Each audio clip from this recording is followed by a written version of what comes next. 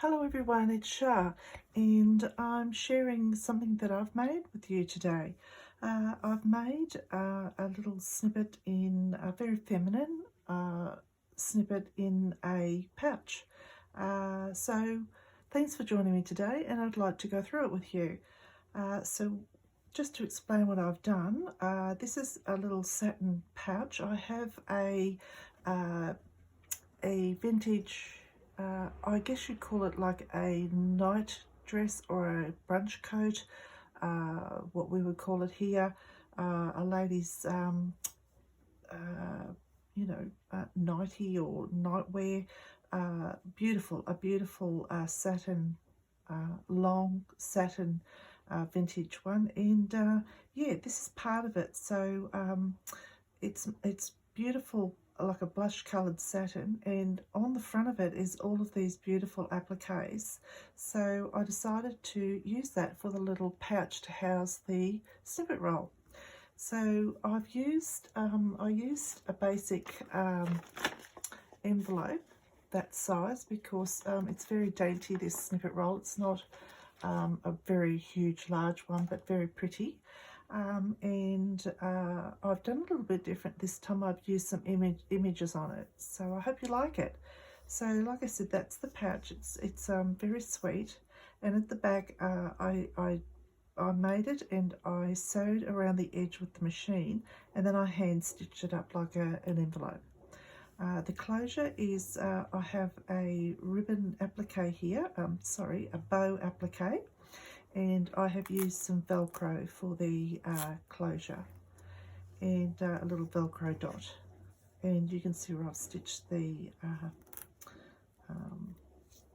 applique across. I've hand stitched it on because it's very delicate. So I'll just put that to one side. And this is a snippet roll. So I have just held it together with a bulb pin and a crown, a little metal crown, a little gold metal crown. So I'll just put that to one side, and then to go into this snippet roll, it is I've used vintage colours and used snippets like creams, blush pinks. There's a little bit of green, but mainly creams and pinks in here, but mainly like a vintage cream colour. So I've got lots of pieces of applique like this one throughout, and I'll just slowly unroll it so you can see what I've done. And I've also hand stitched some little pieces of jewellery, charms, on the snippet roll.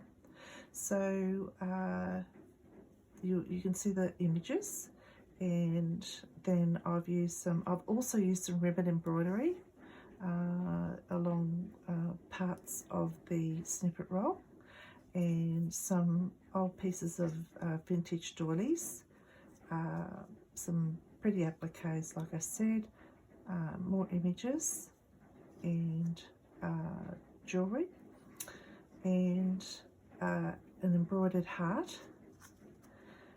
I've ruffled some chiffon ribbon there.